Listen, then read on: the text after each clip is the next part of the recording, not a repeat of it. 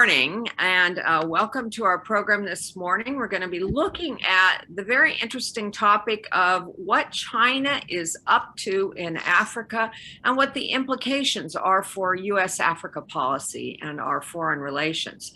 We have a very distinguished panel this morning. We have Amy Holman, we have Carla Jones, who is a Templeton Fellow in our Africa program.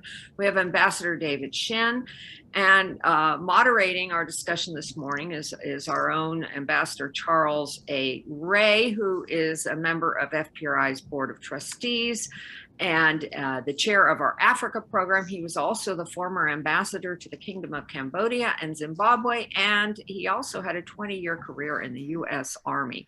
About halfway through our program this morning, we're going to be taking questions from the audience, so please put those in the Q&A box at the bottom of the screen.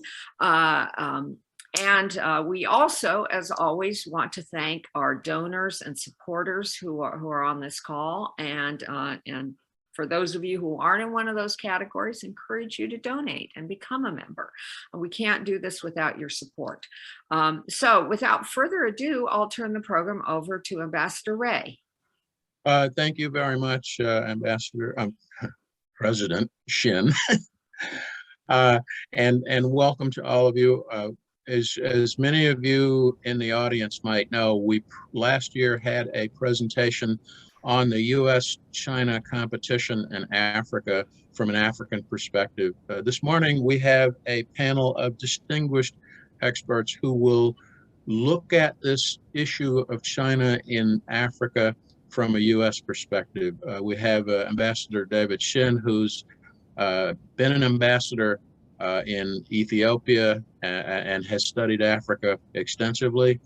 We have the Deputy Assistant Secretary of State in the Bureau of African Affairs at the State Department, Ms. Amy Holman, and Professor Carla Jones, who is a Templeton Fellow in the Africa program and who has extensively studied Chinese economic activity in Africa, who will talk to us for a while today about what implications are for China's presence in Africa from a U.S. perspective. And I'd like to start by introducing Ambassador Shinn, who will talk to us for about 3 or 4 minutes, then Deputy Assistant Secretary Holman, and then Professor Jones. And after that, we will be prepared to entertain questions from the audience. Ambassador Shinn, if you please. Thank you, Charlie. I wanted to begin by laying out a few comparative recent statistics about both Chinese and American engagement in Africa today, in order to put this in some perspective. When it comes to trade, China is clearly the leader. China-Africa trade in 2021 totaled about $254 billion. That's a new high for China-Africa trade, and it compares to only about $64 billion for U.S.-Africa trade. On the other hand, China-Africa trade constitutes only about 4% of China's global trade. And it also involves a huge trade deficit for Africa. In other words, China exports a lot more to Africa than it imports from Africa. On the American side, it's actually a trade surplus for Africa, not a huge one, but nevertheless a surplus. And it constitutes less than 2% of America's global trade. When you look at foreign direct investment in Africa, in terms of total stock, going all the way back to the beginning, China's stock, according to the government of China, is about $49 billion. And the best estimate for the US is about $48 billion. So essentially equal in terms of foreign direct investment. The aid question is very much in favor of the United States. OECD equivalent aid to Africa from the United States is about $9 billion annually, compared to only about $2.5 billion annually from China. The United States also makes significant contributions to multilateral organizations like the World Bank and the African Development Bank. China is a huge source of loans to Africa, whereas the US basically stopped the loan business many, many years ago. But of course, loans lead to debt. So there's a downside to the loans, although China has been very forthcoming with its loans to the continent. At the same time, China is reducing its loan sourcing to Africa. In the last several years, it's been on a definite decline. China provides about 2,000 personnel to UN peacekeeping operations in Africa, compared to only a handful for the United States. On the other hand, the United States is engaged in far more security activities, mainly training, with the Africans than is China. China has a much better record on high-level exchange visits with Africans, although COVID-19 has significantly reduced visits going both directions, and looks like it's going to continue to play that role for some time to come. This has also impacted visits with the United States. During the 21st century, the trend line for China and Africa has been rising, except for the last several years, when it has actually declined or flatlined, again, partially due to COVID-19. And on the soft power side, I would give the benefit to the United States. I think, although it's mainly private sector soft power, it is far more influential in Africa than that coming from China, particularly when you look at things like music, sports, TV, movies, etc. The overall trend line for the United States and Africa, however, in this century has either been slightly on the downward slope or pretty much flatline. So while China is somewhat on the rise, the US has been kind of flat. And let me stop there.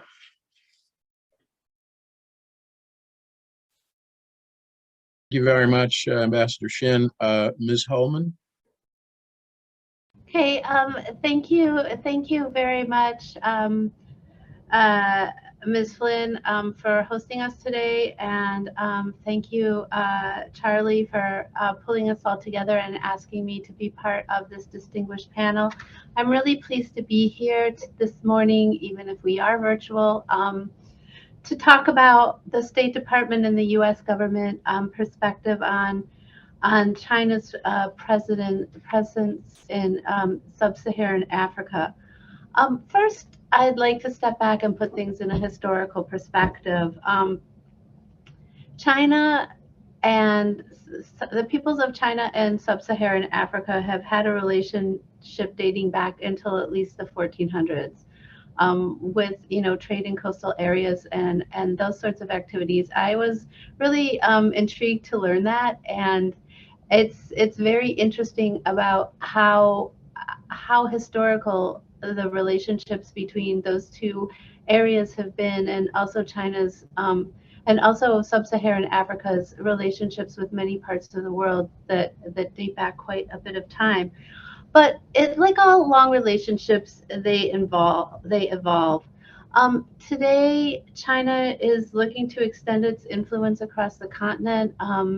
Ambassador Shinn just gave us some good data points on the evolution of that trend, and I'd like to put sort of a chapeau on that, and that really what the People's Republic of China and the People's Communist Party are trying to do right now is to achieve President Xi's stated goal of, quote unquote, taking center stage in the world. And this is what we see as particularly problematic, and where we see that really sub-Saharan world, and perhaps the most predominant area where China is trying to put its mark, and China is trying to, make its influence known and change the world order related to standards and rule-based authority, and all the areas where the United States and like-minded countries have worked so hard since World War II. So what has China done to do this? It's expanded its access to ports and resource hubs. It's building large-scale infrastructure projects through the Belt and Road Initiative. And we think that they're doing this in order not to really help Africa per se, but really to help their own economy by expanding trade and investment and having the means, if necessary, to protect the large number of Chinese citizens on the continent that they've brought in to build these sorts of projects. And we've also seen, as Ambassador Shinn mentioned, with frequent travel, especially in the pre-COVID era, of senior People's Republic of China leaders to the continent. That's their first visit every single year. It's reliable. They do they do the semi-annual forum on African-Chinese cooperation, FOCAC. But we're taking a slightly different perspective on this, and that we are working very hard, and this emphasis has redoubled during the Biden-Harris administration to build partnerships. We share priorities in international organizations. We collaborate with our partners in sub-Saharan Africa on peace and security, expanding prosperity, and defending the underlying principles that have made the UN and other similar organizations a force for good for decades now. We take, instead of just creating projects to create projects, we look at what is needed, and we look at how to create high-value projects on the continent that employ local labor, that source locally, and that have high labor and environment standards. We also look at making sure that the funding is transparent. We don't do loans in the same kinds of ways that China does. We do a lot of U.S. government grants and some loans. And then we've also, and so we use all of these tools plus people-to-people relationships to strengthen our relationship and deepen and broaden our partnership with sub-Saharan Africa countries. Secretary Blinken made a trip to the continent last November, and what he said really embodies our philosophy on growing our partnerships in sub-Saharan Africa. He said, and I quote, "Our Africa policy is about Africa, not about China. Everything that we seek to do in the world, from ending the pandemic to increasing the benefits of trade and investment, requires these close partnerships." This is what we're doing every single day in the Africa Bureau. This is what our ambassadors, and this is what our Foreign Service and other foreign affairs and other U.S. government agencies are doing. Ambassador Shinn mentioned our defense cooperation. That's certainly one area we're working on. We also do training, we do exchanges, and all sorts of other program activities. I'd also like to just mention in closing that we do like to collaborate with China when the conditions are right. We share interests in global health. We've worked together on ending the pandemic.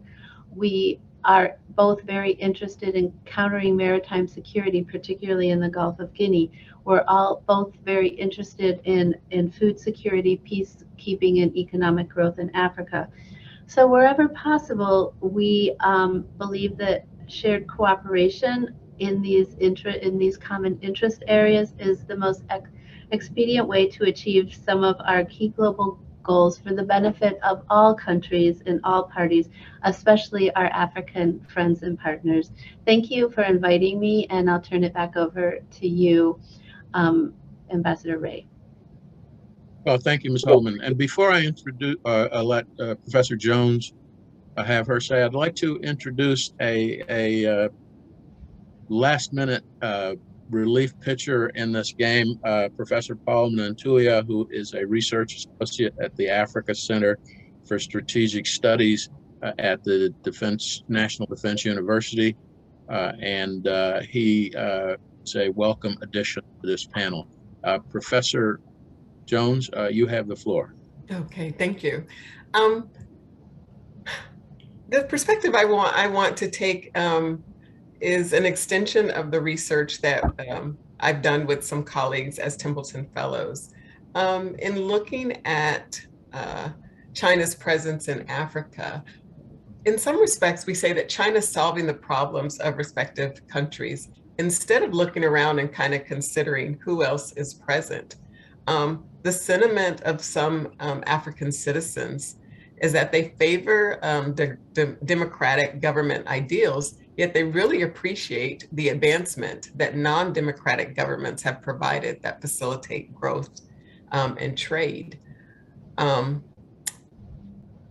The approach, I think, for building stronger partnerships with African countries can no longer be looked at as though all parties are playing by the same rules. China competes like they're competing in a zero-sum game. So the US should not continue in the future the same way it has in the past. Our approach or mindset needs to change, to be different. I believe the US needs to be a little more selfish in their approach to developing stronger relationships with Africa. Not selfish so much in the mindset that the benefits are only for the US, but selfish in working to develop stronger ties with African countries, regardless of what other ties exist. And this approach needs to be a long-term approach that involves economics, education, sustainable food systems, and facilitation of growth for both entities, both countries, countries in Africa as well as the US. There needs to be more facilitation of combining private companies and government to support and achieve goals that benefit both African countries and the US. We see China's investments and advancements on the continent in many industries, infrastructure, telecommunications, healthcare, and other industries. However, these aren't the only areas where China is involved. And more importantly, these industries and areas don't address the totality of the issues faced by all countries. The US may not be able to compete with China in Africa. And it doesn't seem like China is necessarily interested in cooperation or looking for partners, but instead the US should seek to leverage the infrastructure that China has built to develop the next level of partnership and investment with African countries. I think there's one area that is obvious where we can cooperate with China, and that's in environmental issues and concerns and climate change. Because the environmental changes or concerns affect resource scarcity amongst all African countries and then affect climate change and environmental concerns across the world. I believe the road to encourage democracy needs to take a different approach. Given that African countries see the benefit and the economic benefit of building a sustainable society, perhaps that recognition would provide interest in growing the wealth of the country and the wealth of the government.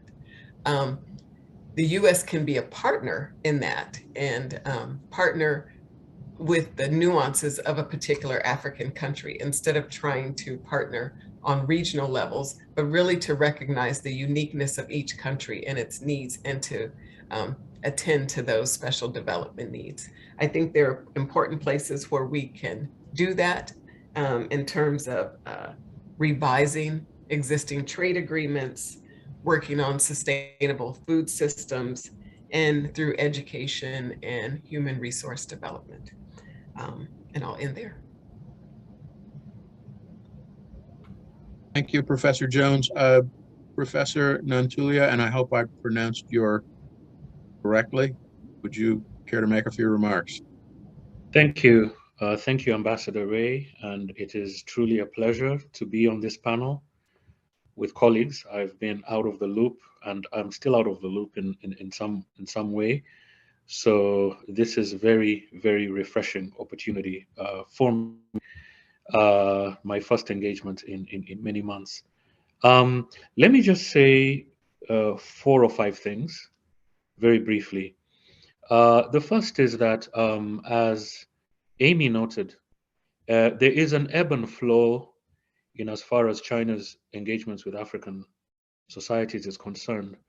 And this goes way back to the dynastic period. And it's very important to use that as a reference marker, because we see significant patterns that tie into what is happening in contemporary times. Every time there was stability, a sense of confidence, a sense of calm, and a sense of prosperity within China, there was always an expansion of foreign affairs and an expansion of engagements in Africa. So, for instance, if we look at the Han Dynasty, the Ming, especially the Song Dynasty, when China was trying to extend its Silk Road, Africa features in all the critical moments when there was a sense of internal stability in China. There was always a significant uptick in engagement with especially the east coast of Africa and even the southern coast of Africa. And it's interesting to see that the Belt and Road is being constructed along the same along the same nodes that the Silken Road was constructed in historical times. So I think this is critical, because currently China arguably is experiencing a sense of strength. Some people say that might be overrated, but the fact is that since the Hu Jintao era in particular, and Xi Jinping now, when China feels sort of a little bit stronger than it was,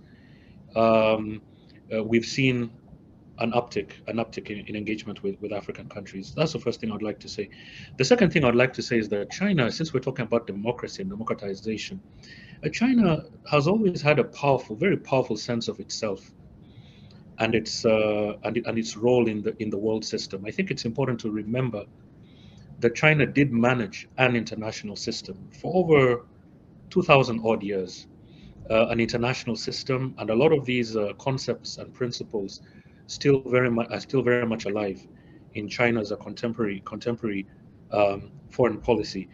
And why the reason I'm emphasizing this is that China, it's very important to recall that China does have certain views about how international order should be organized, about international principles and international norms. And we see that African countries and countries of the global south have always played a very important role in how China conceptualizes what the international system should look like. But I think it's important here to note that China learned a lot of lessons from the collapse of the Soviet Union. And one of which is look after the periphery, don't ignore your periphery, emphasize your global south partnerships, don't be overladen with military spending and military activity, which is extremely important. And then the fourth one was always be careful in terms of how you align or how you be seen to be aligning foreign policy interests with partners. I think there are a number of things here to note. First is in every Congress of the Communist Party of China, there's always been a working group. The Chinese have this concept of they call it the battle of ideas, the battle of ideology, things like culture and so forth. And it's consistently been pointed out in all these congresses that Western liberal democracy and Western liberal norms, in particular, are seen as a terminal threat, to the cohesion of the Communist Party of China and even to China's stability. And again, China goes back to the Soviet Union and recalls that during the years of Yeltsin, for instance, the argument that is being made in the establishment out there in Beijing is that Western ideas of capital accumulation, privatization, democracy, and so on were entering the post-Soviet space and created, quote unquote, a lot of chaos in the system. Which, of course, Putin, there's a sense within China that Putin has tried to kind of rein in what might have led to an overthrow of that system. So the Chinese are very, very wedded to this idea and have used significant, well, first of all, significant capital, and then a whole range of instruments and institutions, such as party-to-party engagements. I mean, the party-to-party platforms of the Communist Party of China are really the spear tip. They're really the spear tip of Chinese foreign policy. So all these engagements with different political parties. I mean, the Communist Party of China probably has more party-to-party exchanges than any political party in the world. And the vast bulk of those engagements are in the global south and in African countries. I mean, over the last 10 years, Xi Jinping the Chinese leaderships have visited Africa 85 times. 85 times. And if we look at, the different, if we look at the hierarchy of the Communist Party of China, you even get a much bigger set of engagements. And if we look at the content of those engagements, much of it is around issues of governance, issues of values, looking at, democracy, but democracy as defined by China and defined by Chinese partners, not necessarily not Western democracy. It is essentially challenging, and not just at the level of values, but even in terms of practices. So we find that from the Communist Party of China, from the different political institutions that China is building. I mean, just a few months ago, China opened its a major school for ideology based in Tanzania, which is meant to be a facility that will train the next generation of Southern African political leaders. And they're going to do everything from ideology to politics to how you organize a political party and that kind of thing. So China has made a lot of inroads, and I think when we think about democracy and democratization, I think the most important thing to understand is that the challenge that China perceives it is trying to counter from Western countries is first and foremost ideological, and it's in the realm of ideas. It's in the realm of governance. It's in the realm of governance norms and governance practices. And it's very, very important to use that framing, because then one can make a better sense as to how the political institution, the political party, and a whole range of institutions under the Communist Party of China are interacting and are trying to build influence on the African continent. Tremendous investments in soft power, tremendous investments in media, tremendous investments in political schools, ideological schools, tremendous investments in supporting and sharing tactics of party building, elections, propaganda, and and what have you, with different political parties. I think it's important to note that through the FOCAC mechanism, China is currently training and providing, sort of a professional political training, ideological training to African entities and political parties more than any other industrialized country. I mean, you're talking about between 80,000 and 100,000 training opportunities once every 3 to 4 years. This is quite significant. And recently, China has also made a very strong push to dealing with opposition parties as well as ruling parties. So I think I'll stop there, but it's very important for us to understand this, and for analysts in the State Department, USAID, to really dig deep into this and really understand what this looks like on the ground in Africa. Thank you, all four of you, for some very profound presentations. I have a couple of questions I'd like to ask before we turn it over to the audience Q&A.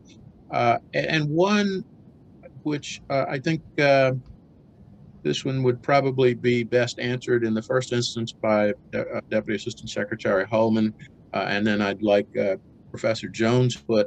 And that is, it was mentioned that the trade between Africa and China and between the US and China in terms of the deficit. In other words, we have a surplus. The Chinese are running, the Africans are running a trade deficit with China and a trade surplus with us. My question is, how can we take advantage of this? And secondly, what's the prospect of extending AGOA, which I think is due to expire in 2025? Would that not be an advantage to the U.S. in terms of competing for economic influence in China, in Africa with China? Deputy Assistant Secretary Holman. Thanks, Charlie, for that question. I mean, this is something that we have struggled with ever since the beginning of AGOA in the early 1990s in the Clinton administration. Yes, AGOA is scheduled to sunset in 2025. The idea is to transfer to some sort of new arrangement, whether that would look like a free trade agreement, whether that would look, something different than a unilateral preference, a trade preference program that, quite frankly, despite our best efforts and trade hubs and other programs, the Africans have never really taken advantage of the opportunities to export to the United States. So AGOA is Africa to us. And traditionally, I did not look at the numbers right before this presentation, but traditionally the majority of AGOA exports to the United States, ironically, have been oil, principally from Nigeria. A few other things, a few fabric imports.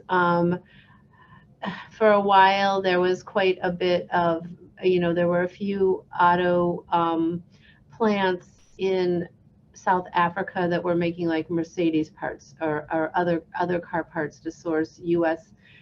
assemblers of auto vehicles. So it's one of the other panelists may have more recent numbers, but what that will look like, there has been some thought about how that will look. I'm not really sure right now what the feeling is in Congress about renewing AGOA. When it was renewed the last time, they said, really, folks, this is it. We need to transfer to another, another type of arrangement. The sentiment on the Hill has always been very bipartisan in favor of working and funding our different sorts of projects in Africa. There are a few exceptions of, holds because of democracy concerns and the like, but generally it's been bipartisan support. However, on the Hill, the sentiment on trade and negotiating a trade agreement and getting fast track authority to do that is a slightly different dynamic, considerably less bipartisan. So that is definitely a space to watch. But in terms of, describing a roadmap for all of everybody on the program today, we're just not in a position to do that. But do continue to watch that space. Thank you. Thank you. Professor Jones. Yes. Looking at AGOA, if it can be revised, definitely moving toward a more bilateral or multilateral, so that more U.S. goods can be imported to Africa. What may need to, we have an opportunity now with what's taking place in China with the shutdown and then with the war in Ukraine, to look at how to move goods differently. And so I'm not sure if we have time enough to do that in time to update or revise AGOA, but this disruption in what we're experiencing gives us an opportunity to look at how we can move differently and partner with other countries in the midst of this, sort of provides us with an opportunity. That's what I sort of referred to, what I said, the US needs to be more selfish. It's great to have a unilateral agreement with African countries, but we also need to look at the other side of that and see how both countries can have a win-win situation. Thank you. One more question, and then we'll turn it to the audience for their Q&A. It was you mentioned, Professor Jones, that one of the areas where we can cooperate with China and Africa is in the environment, and I would totally agree. But I would also ask, what about, for example, the problem of piracy, which has been really bad in the Gulf of Aden, but it's also rearing its ugly head on the west coast of Africa, and also fisheries protection. Are there areas where the U.S. and China can work together to help African countries deal with these issues? I believe there are. I just think we need to go about the process differently. And instead of perhaps working directly with China, maybe the US works with the AU, and then the AU partners with China. There's a lot of, I guess both countries have been rubbed the wrong way. And so our approach may need to be different. Instead of going directly to partner with China, we work through the AU to partner with China. I just think a different approach is necessary, but definitely there can be other areas where we can find some way to work with China. I just don't think that we've been able to identify that or been successful in making that happen. Okay, thank you. Would any of the other panelists like to take a stab at that? I mean, I'd like to just add, I mean, I really take on board Professor Jones, comments, especially on AGOA and how it needs, we need to look at this about win-wins for both of us. And that was really the primary reason why the Hill said, no, we're not going to extend AGOA beyond 2025 because this is a unilateral trade preference agreement. On collaboration, I mean, piracy, I think we might be able to do something about that. Fishing, China is the biggest offender worldwide on fishing and depleting fishing stocks, which provides so much of the protein and livelihood for coastal communities, on Africa's truly immense coastline. And they just literally use every single means that they can to scoop up fish in violation of all international treaties on this sort of thing. And send them back to China to the detriment of people in Africa and livelihoods. And until China decides to make a commitment to more responsible fishing, I don't really see how we partner in that area. On climate, we would love to partner. There were some conversations between our special representative for climate, former Secretary of State John Kerry, and his Chinese counterpart in Glasgow in November, and we've been testing the waters on that. But, to date, we would like to cooperate on climate. We would like to cooperate on climate in Africa. The Congo Basin is the second lung of our Earth, next to the Amazon. And unlike the Amazon, those Central African countries are acting very responsibly to preserve that resource. And we're collaborating with them on programming and funding to do that. And if the Chinese would like to participate and we could figure out how to do it, whether we do it in conjunction with the AU or just bilaterally or multilaterally with the Central African countries, we would certainly be very open for that. So back to you, Charlie. Thank you. Very good. David, I see your mic's on. Charlie, I would just add, one, I agree with Amy that I don't see any prospect for collaborating on illegal fishing. Since China is the worst offender here.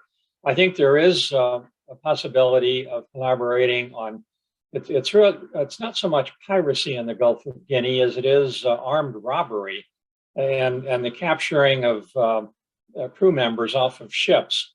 The United States and China actually collaborated very closely in combating piracy in the Gulf of Aden. And even though our interests are somewhat different in the Gulf of Guinea, China has much greater interests in terms of impacts on its shipping than we have on our shipping. It's nevertheless in the interest of both countries to tamp this down. I agree with Carla that it might be better to find a different way to do it. She suggested working through the African Union. I think since all of the members, affected members in Africa are members of the Economic Community of West African States, that ECOWAS might be a better organization to work through than the African Union. Professor Nantulya? Yeah, I mean, I agree with I agree with what David had said. But what I would add is, I think such collaborations, especially collaborations of a security nature, we would need to be very, very clear as to what these collaborations would look like, because I think it's important to remember that for the Chinese, for the PLA, and I have a study coming out on this particular issue that I did for the US Army War College. When you look at the Chinese, the PLA approach to piracy, so piracy, the counter-piracy operations are a means to an end. They are not an end in and of themselves. And the end is not necessarily, security. Yes, security for Chinese shipping definitely is there. But even that is a means to an end.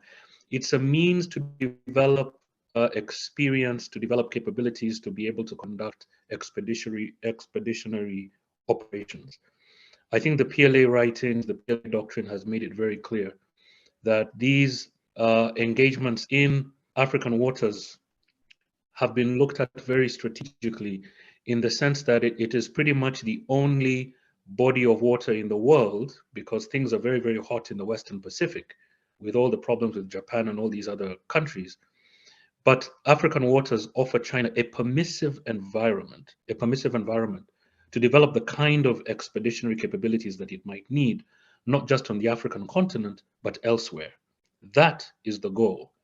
So when we talk about collaboration, I think we need to be very clear in terms of what is the end goal that the Chinese would be pursuing on any particular issue, especially when it comes to security and military related topics.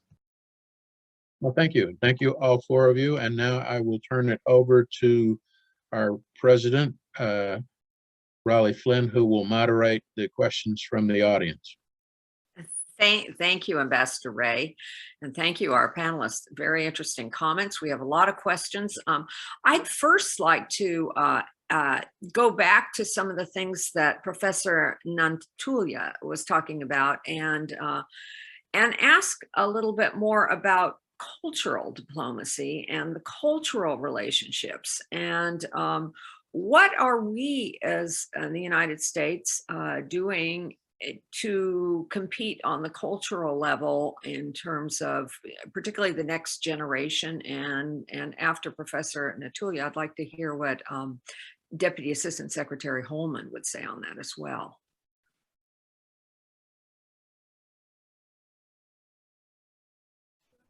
Hi. No, thank you. Thank you very much for that question. No, look, I think it's almost as old as Chinese foreign policy, right from the beginning, right from the days of, when, the People's Republic decided that it was going to become a mentor for all these liberation movements that were aspiring to become independent countries in Africa, in Asia. Culture was always at the forefront, and culture as defined as values, right? Values, how do you build a state?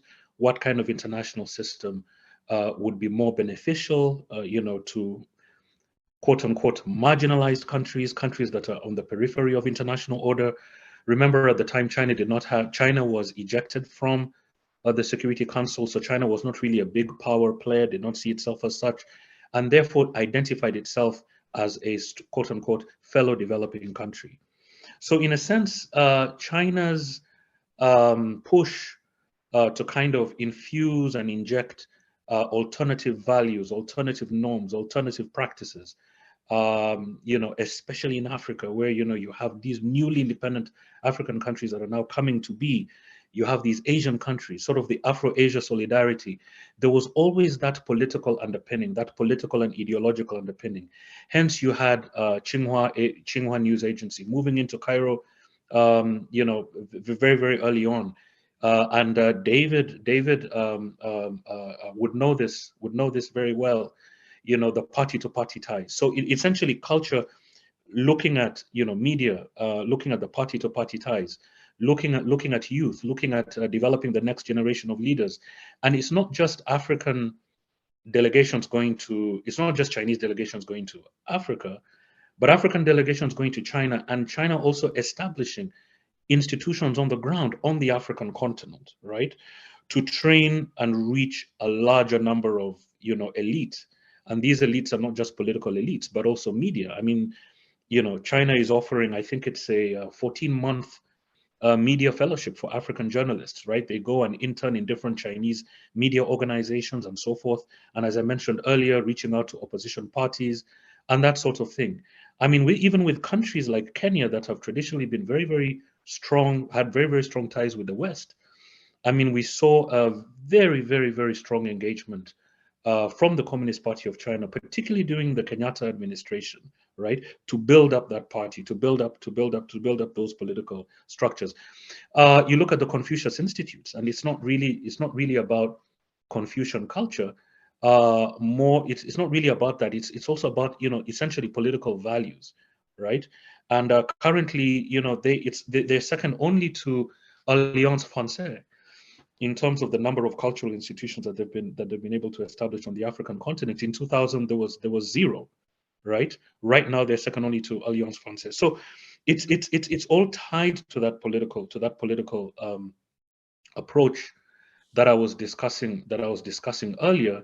And these are essentially the reason why I think it's an area of potential engagement, particularly on the US side, is that the Chinese, I think, have been able to understand that these are essentially low cost but high yield activities. Low cost but high yield. And one clear indicator is if we look at the voting behavior of African countries at the United Nations, right, on issues to do with Xinjiang, on issues to do with the Hong Kong national security law, on issues to do with Chinese human rights. I mean, you're going to get a few abstentions, you're going to get a few no-shows, but most of the time, you're going to get African countries voting as blocs, even when they have problems among themselves, but they're going to vote as blocs for Chinese positions. So I think when we look at the issue of culture, we need to look at it much broadly in terms of political influence and ideological influence on the part of the Chinese. Thank you, Professor. Assistant Secretary Holman. Oh, we can't hear you. Yeah, thank you. I mean, we've been doing cultural diplomacy for decades. We used to have the United States Information Agency, which did tons of cultural diplomacy. That we thought, oh, we've won the Cold War, and so we don't need that anymore. But that being said, we have really put our, money where our mouth is increasingly in this area because of China's increasing influence. We are also seeing, particularly with Russia's invasion of Ukraine, the increasing Russian disinformation. So it's an area that we're very concerned about. And we've done some of our traditional programming still really works. The International Visitors Program. We have brought thousands of up-and-coming leaders who have gone on to be presidents, members of government, Congress, parliamentary leaders in their countries.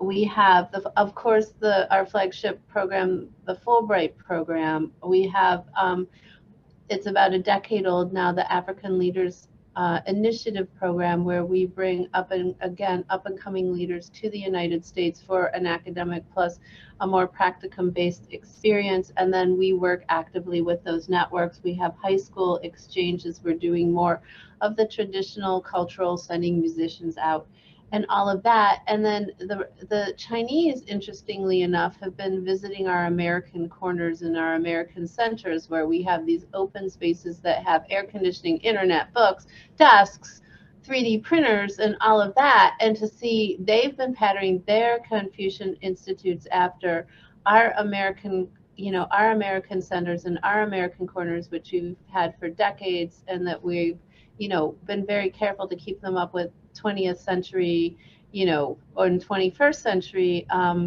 innovations. And they just have, Congress, they don't have Congress. They don't have to go to their appropriators for money for this kinds of activities. in the same way we do. So it's much easier for them to put money into these activities and have huge exchange programs, whereas we're limited to how Congress decides that they want to divvy up our taxpayer resources. I'm not dissing Congress here. We go back to them for money. There's agreement on the value of these programs, but we fund our government a little bit differently than the Chinese do. Thank you. We have another question. A number of panelists have made reference to China financing BRI projects in Africa. Are we seeing evidence that China is now having a rethink of its financial commitments to these BRI projects, Belt and Road Initiative projects? Ambassador Shinn or Professor Jones, perhaps? Well, the answer to that is definitely yes, and the evidence is right at the Forum on China-Africa Cooperation meeting in Senegal that took place last year. The Chinese basically announced that they would be decreasing the amount of loan money available for large infrastructure projects that they have been so famous for doing in Africa, and would put more emphasis on foreign direct investment and trade. And I think we're beginning to see the evidence of that today. Thank you. Professor Jones, anything to add? Yes. I think all of these issues come together.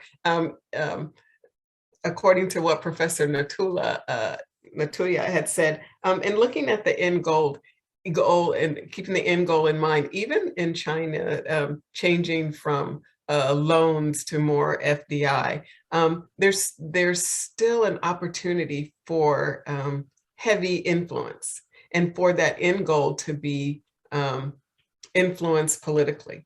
And so I think that we need to more dissect what China is doing. Even if there's a change or a change in approach for what they're doing, they may still be have the same end goal in mind, and that's what we need to look at. I don't think that necessarily the number of I think the projects will change. What they're doing will change. However, the goal is still to get in and to establish a strong Chinese presence, which that economic presence will flow over into a political presence. Thank you, Professor Jones. We have a lot of questions, and I know we're not going to get to all of them, but here's one that I found interesting that I don't think we've really touched on, and it is, given the incredible growth of Christian and Muslim faiths in Africa, and in turn their growing worldwide impact, how does this affect Africa's dealings with an atheist China that brutally represses Christianity and the Uyghurs? I don't know who'd like to take that on. Well, I'd be happy to comment on that. This is really one of the vexing issues in Africa today. Africa is an enormously religious continent of either Muslims or Christians, including a fair number of animists also. And the fact that this religion has not really impacted in a negative way their relations with China, I've always found curious, but it's a fact. And the Chinese have managed to maintain a very close relationship with virtually all African countries, in spite of the fact that there is this gap in the way they perceive religion, even to the point that a number of African governments support the Chinese position on the Uyghurs in Xinjiang province in China, and have voted with them on resolutions supporting Chinese policy there, which is particularly annoying. Yes, Professor Nantulya. Yes, no, I think the Chinese have been able to do this quite cunningly, if you know, for want of a better word. I mean, I was reading David's book the other day, where there's a section of the book where they talk about where David talks about the institutions that the Communist Party of China used, for instance, in North Africa, where they were able to mobilize, they were able to put together some Chinese Islamic kind of group within the Communist Party, which was then dealing directly with those North African countries, you know, supplying weapons and this sort of thing. So I think China has a very long history of doing that, of being able to engage on the continent in ways that avoid those minefields. And Xinjiang is definitely one. Actually, North Africa has become a very dangerous place for Uyghurs, because we've seen, you know, Chinese People's Armed Police elements that have been able to extradite Uyghurs from countries like Egypt and so forth over the past several years. So yes, I would agree with David that this is an area, you know, that China somehow has been able to avoid those sensitivities and maintained those relationships very, very, you know, in very strong ways. Any other comments on that? We, alas, have very little time. We have 3 minutes left, and I have 13 open questions. And so I'm going to ask kind of a quick one, which is most of the discussion has been on general Africa. Which specific countries is China targeting for influence? And where are they succeeding? And where have their efforts been thwarted by the US or others? Maybe that's whoever would like to jump in on that, feel free.